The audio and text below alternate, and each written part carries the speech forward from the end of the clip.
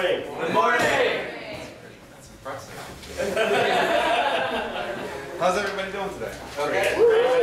Ready to start? Yeah. Good. Well, welcome everyone to the 5th annual New England Socialist Conference. I'm very pleased to be here to get us started. But before we do get started, I just want to make sure everybody's got any information that they need. Are there any quick announcements that have to be made? I think one request was made that we're going to be having a videotape, mostly of the speakers, but if anybody, for whatever reason, feels uncomfortable being videotaped, if we could speak up and we can make sure to not tape. Does anybody have an issue with that? Being videotaped? Okay. I hope I don't break the camera. It's expensive. Okay, great. All right, so any other announcements before we begin? Pizza for lunch, is that right? Yeah? No, or do your own lunch. Do your own lunch, okay, cool.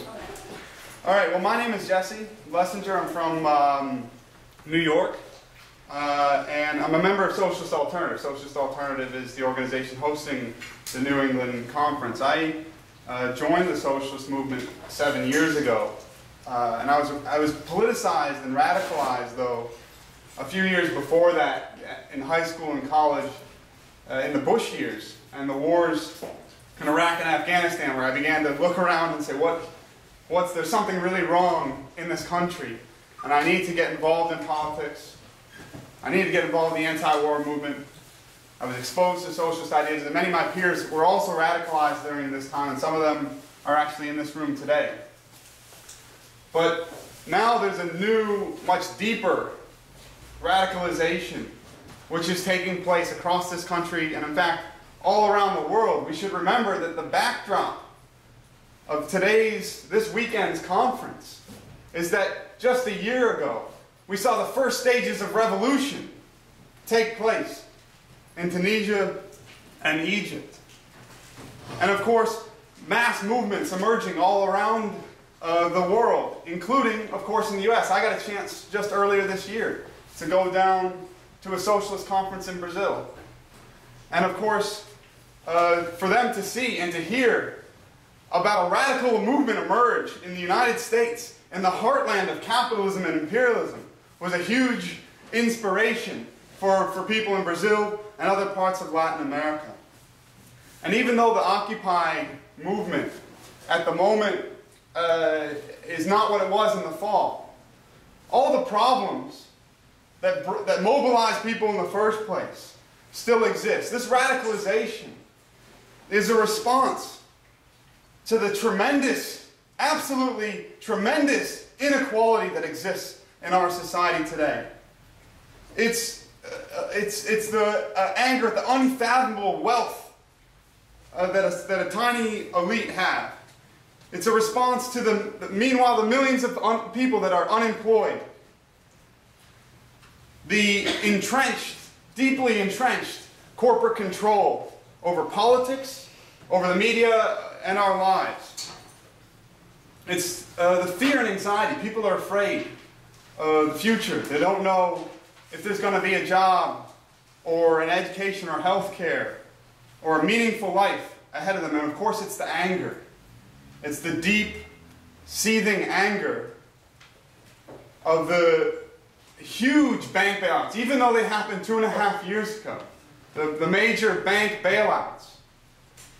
It's the bank, it's sending trillions of dollars to the banks, the huge profits that they've continued to make, while meanwhile they're asking us, ordinary working people, to pay for their crisis.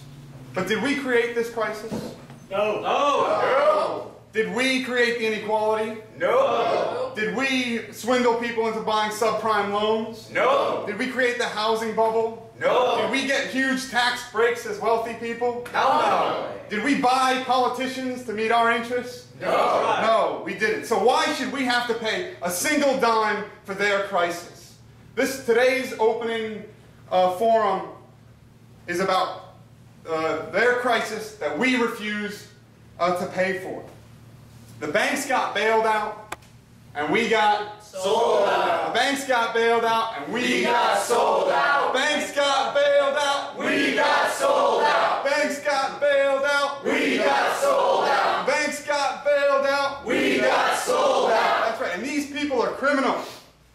let's not forget, it was massive fraud that they committed. They are criminals walking the streets today. Or maybe they're probably not walking the streets, they're driven by fancy cars. But they're out, they're criminals, and they're free. Meanwhile, young kids who are innocent, who are suspected to be criminals simply because of the color of their skin and the clothing that they wear, are shot down in the street like Trayvon Martin. These are all symptoms of a sick society.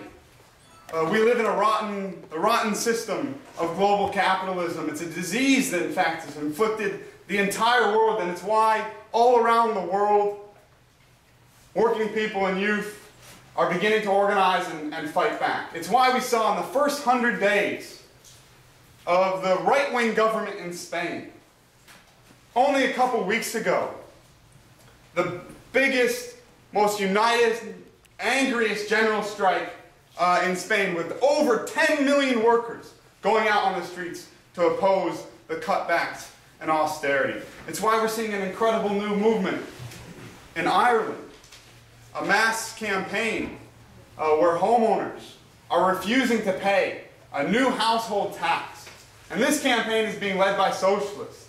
It's being led by the Socialist Party in Ireland, which is our sister organization. And let's not forget, of course, about the heroic battle of the Wisconsin workers. Yes, that went down in a defeat, but it didn't have to be, because those workers were prepared to fight, and they were sold out by the top union leadership and the Democratic Party. But it showed that working people in this country are ready to throw down and fight back.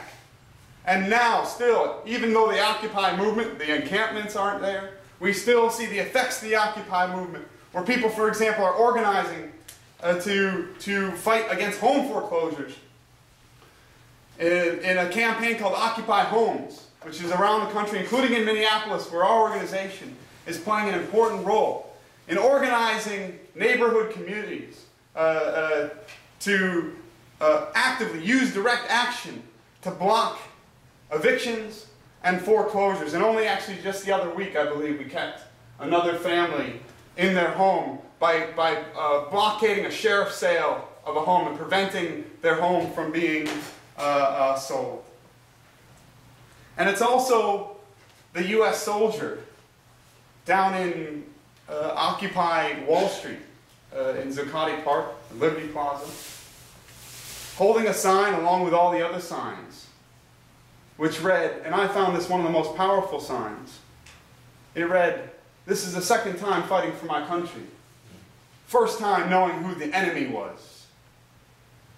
And that's what the Occupy movement has done. It's put the target, the blame, back on the real enemy. Back on Wall Street, back on the banks, back on the ruling elite and corporate politicians, back on the 1%. Now it might be more like 0.1%, right, if we want to be accurate, but that's not the point. They're the 1%, and who are we? 99%. We're the 99%. So let's do that one. Everybody ready for that one? You guys know this one, right? We are the 99%. We are the 99%. We are the 99%. We are the 99%. But despite the Occupy movement, despite everything that's happened, the importance of how much the discourse has been changed, it's not stopped the 1% from waging an all-out battle to make us pay for the crisis. And now it's time to talk about how we're going to organize the fight back. When they say cut back, we say fight back. When they say cut back, we say fight back. When they say cut back, we say fight back. When they say cut back, we say fight back. So let's talk about that fight back now. We've got a couple speakers here that are going to go through some various issues, some various struggles. And then we're going to talk about what the rest of the conference this week, today, and tomorrow is all about. So we have here, starting on the end, we have Genevieve Morse, who works at UMass Boston, and she's going to be speaking about the battle in education. Dan Keating, who's from New Hampshire, who's going to be talking about a struggle against environmental destruction in New Hampshire.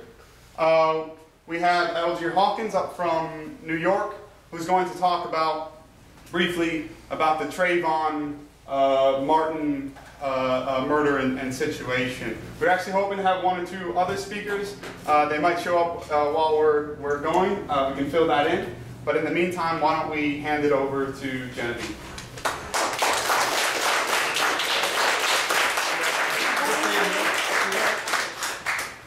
Ownership over there. Oh, no, if you... No, let's go. Okay. So, good morning. Good morning. My name is Genevieve, as Jesse had mentioned, and I'm a member of Socialist Alternative. I'm also a member of the Massachusetts Teachers Association, National Education Association, and as you mentioned, snotty public sector worker at UMass Boston. And I'm here today to talk about, and also a shop steward there, where I have to fight tooth and nail for the members, my union, and also my own rights as a union member there. And I'm here today to talk about public education in general, not just higher ed, but also what's been happening in pre-K through 12 as well. And so for many years, I think we've heard the dialogue that public education in general in the U.S. is broken. It's broken for a number of reasons, and that it also, in general, must be fixed, that it has to be fixed, and that there's a couple ways that the media and that the politicians see it as needing to be fixed and how they want to do that. And, you know, I went to public schools my whole life. I graduated from a public higher ed institution in Salem State, and now I work in one. So I have a fair amount of experience in public education. So I know that, yeah, there are definite changes that need to be made, and that is true. But the way that it's been presented in the media, like I said, that class sizes are too large, which I think we can agree with, and that the cost of higher ed is out of control. That is definitely true. I know for myself, went to, as I said, a state school, and I'm $20,000 in debt. And that kids are having a hard time even getting through, say, pre-K through 12, dropping out of school, dropping out of high school. And actually, I think it's only 1/3 of the people that start a bachelor's degree, a 4-year education, actually even make it through the whole process. But the main thing that needs to be fixed are the teachers, actually. And the teachers are the biggest problem with education. And that not just the teachers, but the even worse thing in all of this are the unions. That they're the worst part of all of this. Is that the teachers, they're pretty bad, but the unions are the worst part of that. And that, so there's some solutions to all of this. That we know that there has to be, if there's a problem, we got to have some solutions, right? So budget cuts. That's one of the solutions that has been put forward, and that this isn't just recent times that budget cuts have been happening, but these are budget cuts on top of budget cuts on top of budget cuts that we've seen over and over, that they find money to pay for wars, pay for bailouts, bonuses, etc., but there's never money for education, and that always education will be the last thing to be funded, and the first thing to be blamed is the unions and the teachers, etc. They are public enemy number one. And yeah, definitely my union is on that list as well.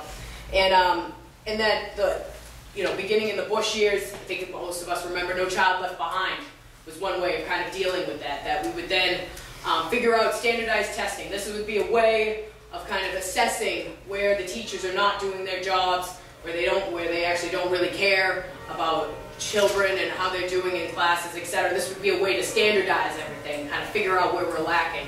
And then this also continued through Obama, as we know, with Race to the Top, etc. So, and also tying teacher pay with testing as well.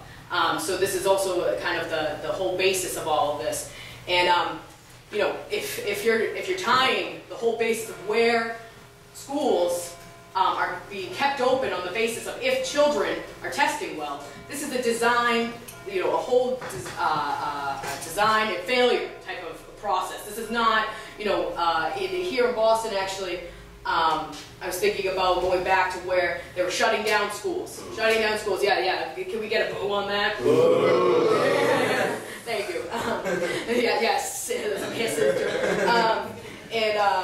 And you know, there's if schools are already underfunded, are unable to get the resources that they need, in areas where school programs, after-school programs in particular, are not being funded, and where, you know, general parents are working 2 or 3 jobs just to survive because of, oh, that's right, there's unemployment everywhere. Service sector jobs don't pay enough money for people to survive in general. And you know, really, what are the chances of kids to be able to get a real education that they need to be able to perform well on these tests? So basically, you know, they were saying that in Boston that they were shutting down schools on this basis. But even then, there were schools that were performing to the exact standards that they were supposed to be performing at, and they were still going to shut these down. The teachers, the parents, etc., would find the statistics to say that they were performing at the standard that was good enough, and they were still saying this unelected, unaccountable school committee that is appointed to shut down schools, communities, was saying that these schools were not good enough. And yet that's what they were basically pleading. There was hundreds of people going in to these school committee meetings saying, no, we've had enough. We want our public schools to stay public, not to charterize them, not to privatize, and not to weed out students, you know, to handpick students into charterized schools. And you know, so because I'm not trying to take up everyone's time, and you know, there's a couple of speakers up here, so you know, I know you know, it might be nice to listen to what I have to say, but there's other people up here too. But the overall agenda in all of this is to bust the teachers' unions. If teachers are bad and the unions are bad, is to bust up the public sector. And I didn't mention this before, but I'm a part of, like I said, the National Education Association. What is the biggest union in this country? I'll tell you, it is my union. It has over 3 million people. The public sector is the biggest unionized area in this country. The other biggest union is the American Federation of Teachers, with I think it's like roughly about 1.5 million people in it, where if you break down these unions, you are lowering the living standards of every person in this country. You can then bust every other union. You can then break down the strength and the resources and the numbers of every single working class person in this country. Break those unions, you have what you want. What they want from this economic crisis is to blame the public sector workers for the deficits, because of our lofty pensions, which I can guarantee mine ain't going to be lofty once I get there. For our huge benefits in healthcare, which I pay an arm and a leg for. That's not true either. And to basically blame us for this crisis. And that this is the only way, is to get rid of these public sector workers and to drive down the living standards of everyone in this country. And so, as I was saying, I think with all that said, I'm going to try to, you know, just wrap it up here. But so one of my, you know, favorite kind of chants recently that's been coming out of all of this is that you know, this deficit that, you know, the government's almost been shut down. We've almost had a huge shutdown of the government in the U.S. because of this huge deficit that actually we're not in deficit the biggest to China or some other place. The biggest deficit that's being run in this country is actually towards working people. That they've been sucking money from Social Security, Medicare, Medicaid, all these other things. That actually, the U.S. government is most in debt to us, to working people, and that we need that money. We need that money to be funding public education, to go back into all the public services, public transit, public, into all the needs that people have right now. Because we are it's still, you know, they may not realize it, or may not say it, but we are still in an economic crisis. This is a crisis for people. People are still being kicked out of their homes. They still can't find jobs, and we're still living in an economic nightmare. So I just wanted to end off with mine with how do we fix the deficit and the wars, and we tax the rich. How do we fix the deficit? And the wars tax the rich. How do we fix the deficit? And the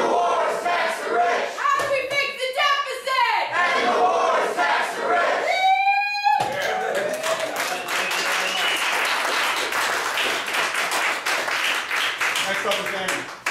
Hello, good morning, comrades. Good morning. I'm going to try to keep this as quickly as possible. The people of the North Country, New Hampshire, have been under attack probably since before the recession started. To give a little bit of background information, there was actually a pretty lively mill production in the North Country to sustain the rural population. They kept them in mild poverty for decades, and recently they've all been shut down, and it's been a real slow decay of the North Country, especially during the economic crisis, where second homeowners are selling their house and the rich are deciding to flee.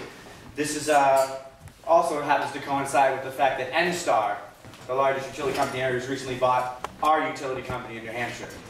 And with them and Quebec Hydroelectric, who's a front green company where the majority of their power actually comes from fossil fuels, is trying to tear our state in half. Literally 180 miles by 40 miles down the center of New Hampshire, cutting the White Mountain National Forest in half. Pitting neighbors against each other, telling poor people in poor communities to sell your house or they're going to come and take it anyways. They're pitting this neighbor against neighbor, people against people, and they know that people are fleeing the state because the only money in the North Country is from people in Massachusetts and other places. And this is a huge issue in the North Country, but it's not being noticed in Southern New Hampshire. And Southern New Hampshire has a real big axe to grind with our company, PSNH, where recently they've been cutting services down to the point where over 90% of the people in all the major cities in New Hampshire were without power for over 2 weeks during the tiny holiday storm at Halloween this past year, because all of their service workers had to come up from Connecticut instead of hiring people in New Hampshire and creating jobs in New Hampshire. And this leads me to the next point that, Quebec Hydroelectric, whatever their green front is, or Enaa, PSNH, will never, ever, for a second, have an interest in developing green technology within our state. They're saying they're bringing this down to bring it to New Hampshire. They're bringing it to sell it in Boston, to sell into Connecticut, and to sell into New York. They're leaving New Hampshire with a torn environment and no green production of their own.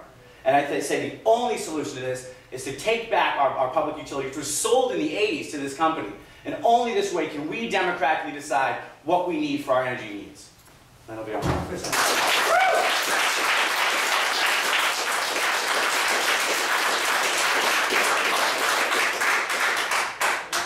To speak about the attacks on the transit system here in Boston. I'm going to talk about the MBTA, but you might not realize it from the beginning of my speech. I'm going to work into it though. Occupy. No annual conference this year that's political can get away with not talking about it. Occupy. So the structures of Occupy Boston kind of withered away, despite having the entire Greater Boston Labor Council endorsing them. They withered away. Their meetings went from hundreds, thousands, maybe not thousands, okay, marches of thousands, meetings of hundreds, dwindled to tens, 20s. The most strong action I've seen by Occupy was when they worked in tandem with the Carmen's Union, when they said, we demand no layoffs. We demand quality public transportation for the people of Greater Boston. We demand it. And the union, not even their local, but from the heads up, said, you got to get behind this. So what do we learn from this? That bold demands bring people out. That bold demands are the way that we're going to save our public transportation, that we continue to make it affordable for working people. Because when they raised the fares on the T, I can't afford it. This past winter, I couldn't fix my bike. For a $25 part, I couldn't fix my bike. I overdrew my bank account to put $10 on my Charlie card.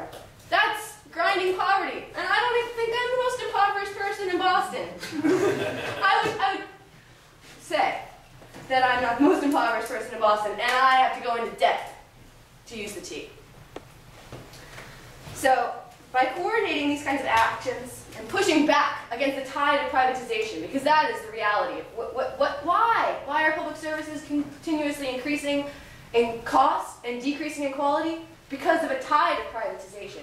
And that is what we need to be fighting back against. We need to say, public transit is not something that you need to be grinding a profit out of. It is a public service. We built it, we run it, we show up every day to make sure that you get to work.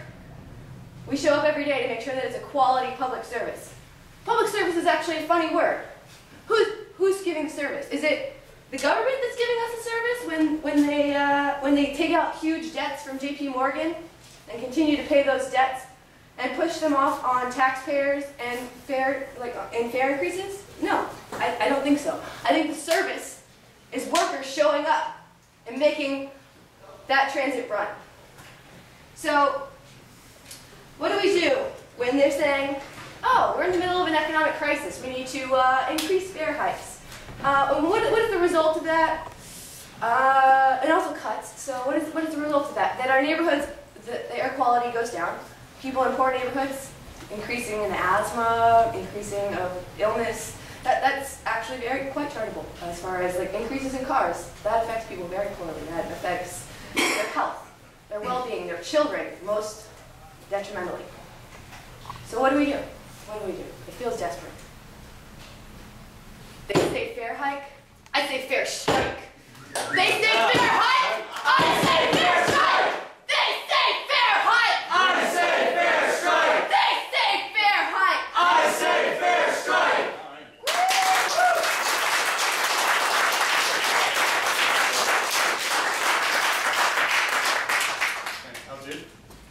Well, this conference is taking place in a very important moment. There's a crisis going on in our communities, and in fact, there's a genocidal attack on poor people, working people, and particularly our babies, people of color. And we have to look at this in a very serious manner. Trayvon, who was shot down on February 26th. But when we look at the past 125 days, there's been 40 incidents of police violence or vigilante, so-called vigilante justice. We have had a long list of death and heartbreak in the communities of color. And we have to say to hell with this so-called post-racial talk that we have seen the increase of racial and class and sexual and gender oppression. This is a sign of a system in decay, a system that's in so deep crisis. Let's look at it for one moment.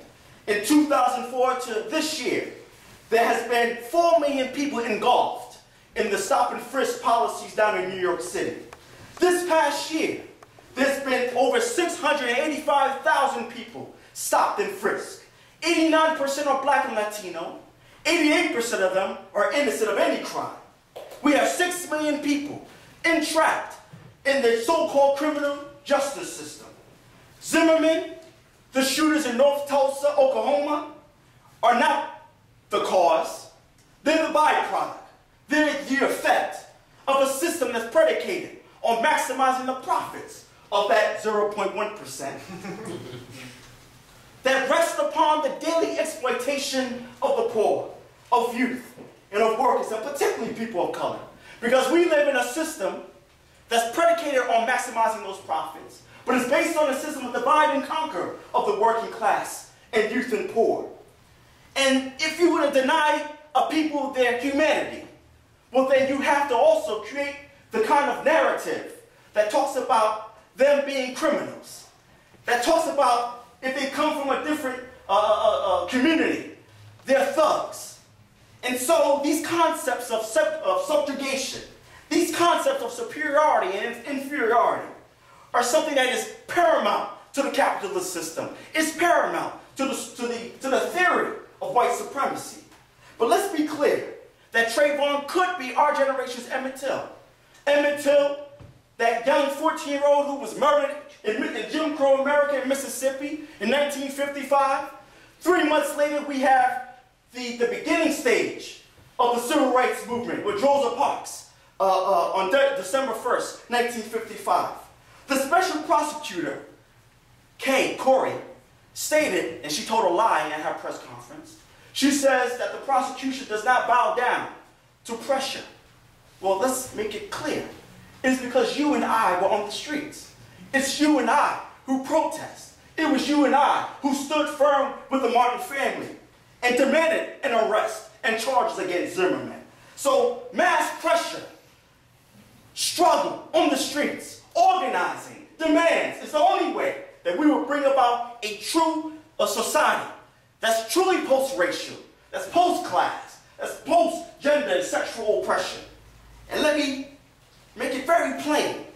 In order to destroy the very edifice of racial and class oppression, it's going to be that collective struggle.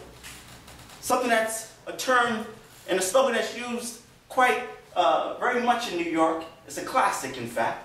It's called No Justice, No Peace. And we're going to make it clear that if we don't have justice, if we cannot tear down the walls of racial injustice and class oppression, there won't be peace. We'll make sure of that. No justice? No peace! No justice? No peace! No justice? No peace!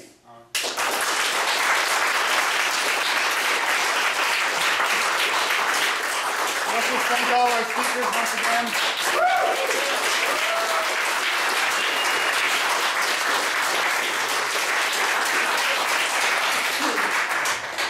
That was just the warm-up. We've got a lot more in store for you today, and actually this is really just a taste of the many issues, the many attacks which are taking place. There's only one other that I want to highlight, only because there's an upcoming event that everybody should know about, is the attacks recently, well, ongoing, in many ways ramped up attacks on women's rights. We saw last year a record 92 restrictions placed on abortion rights, beat the record under Bush of 34 in 2005. And just actually a couple days ago, Arizona passed one of the strictest restrictions on abortion rights that we've seen. And of course, everybody's heard Rush Limbaugh's recent comments, which highlights that we still clearly live in a sexist society with discrimination and oppression of many forms. And it produced an outcry. And there's going to be, as I think maybe most people are aware, protests all around the country. On April 28th, Socialist Alternative is going to mobilize that, and I invite everybody to join us in the protest, which is called Unite Against the War on Women. There's so many attacks that we could talk about.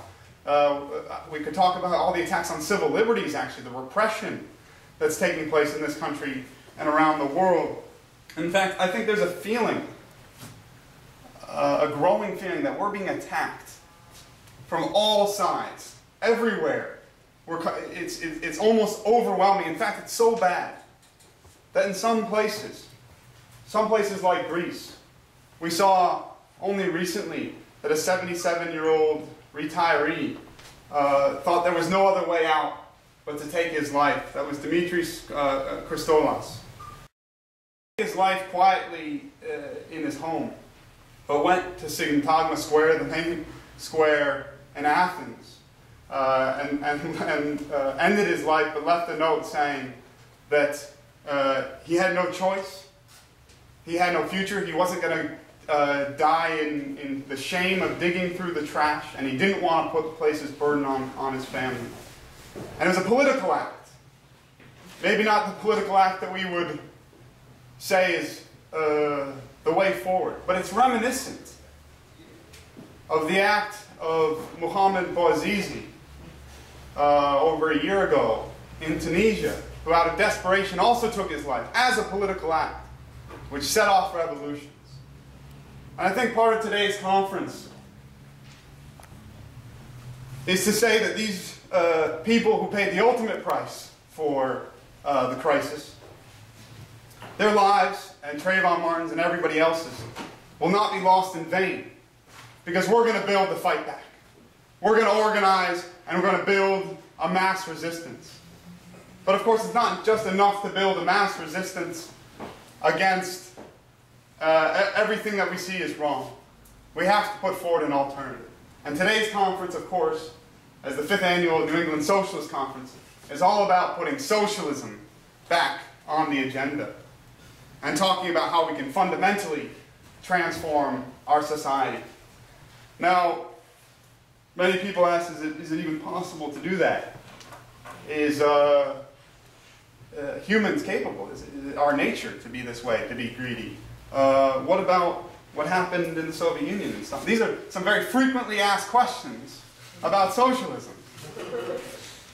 But what we have for you tomorrow is a discussion about the frequently asked questions of socialism. And the reason I say that now is because I'm hoping that everybody here enjoys today so much that they come back tomorrow.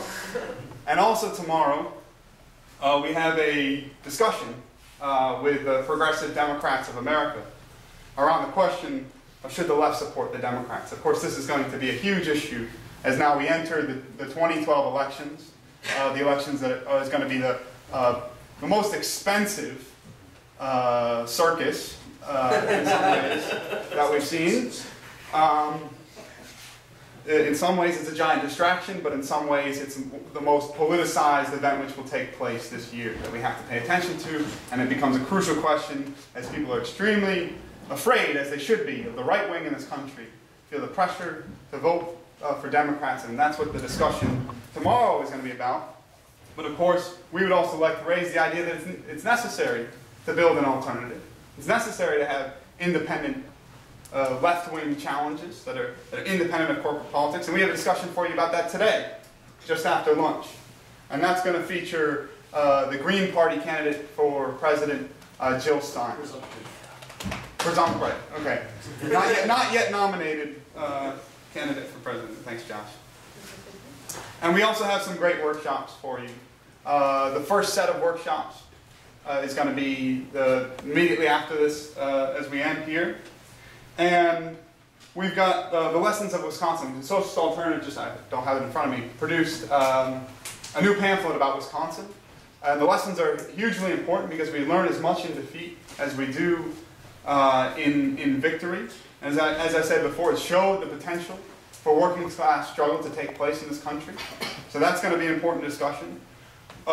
If people, I don't know if people have this and they're looking at it right now, but scheduled for this first round of workshops is one on dismantling sexist culture, which of course is an important issue as I just highlighted. But unfortunately, we have to rearrange the schedule a little bit. That's actually going to be this afternoon, and we're swapping it with the discussion that I believe Elgier is going to be discussing more about racism, prisons, and police brutality. I don't think I need to highlight the importance of that issue, but of course, as here in a socialist conference, what we're trying to do is look at all these different issues from a socialist perspective and say, how are they connected, how are they related, how are they part of a system of exploitation, and what do we need to do to fundamentally change that? We also have a discussion about Youth Fight for Jobs. That's a campaign in England, youth organizing obviously to try to fight for their future, to fight for jobs, and we've got a guest speaker from London who's going to be introducing that. And we've also got this topic on Marxism and anarchism, and I think this is a long-standing discussion.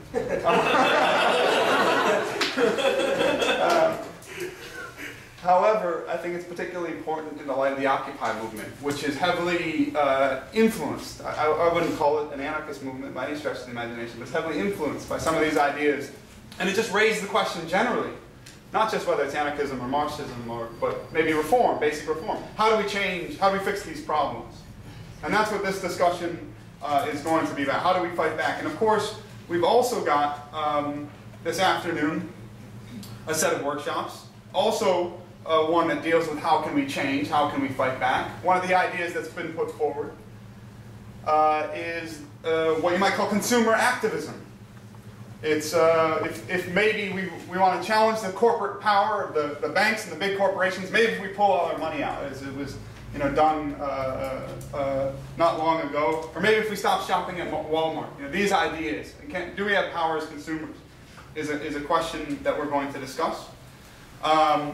We're also going to discuss a local campaign, which is very important. I think it affects some people in this room. Harvard, one of the wealthiest nonprofit institutions, with a $25 billion endowment. 32 is it now? Is carrying out massive layoffs of its workers, and we're going to be discussing that. And of course, the environment is a key issue. We see the XL pipeline in this country. We see ongoing destruction, all these issues. But what we want to talk about is is it even possible to deal with a threat of environmental destruction and possible ecological disaster under the present system of capitalism? And what does socialism have to do with the environment? So that's the two sets of workshops. I'll let people know in a moment where the first round is going, where each workshop is going to be located. But of course, last but not least, in fact, most importantly of all in some ways, is a discussion about the international struggles. Because we see the system is fully globalized. We can't talk about one country without another. We're talking about economic crisis in Europe possibly affecting the US, the situation in China. And we see revolutions in one country, in Tunisia, spread to Egypt, spread all over the region. You can't talk about struggle in one country without talking about struggle in another. And we can't talk about changing a global system of capitalism without an international fight back for socialism. And so we have some speakers from different countries, a speaker originally from Greece, from Nigeria, and England to talk about the huge, important international struggles that have been taking place today. So I hope that this conference this weekend, people find the discussion energizing, fruitful, and we can learn and be inspired, and above all, not just discuss the ideas in the Democracy Center, but to take the ideas of organizing a fight back, take the ideas of socialism into the streets, into the workplace, into our campuses, and organize to change our society and build the socialist movement. Thank you.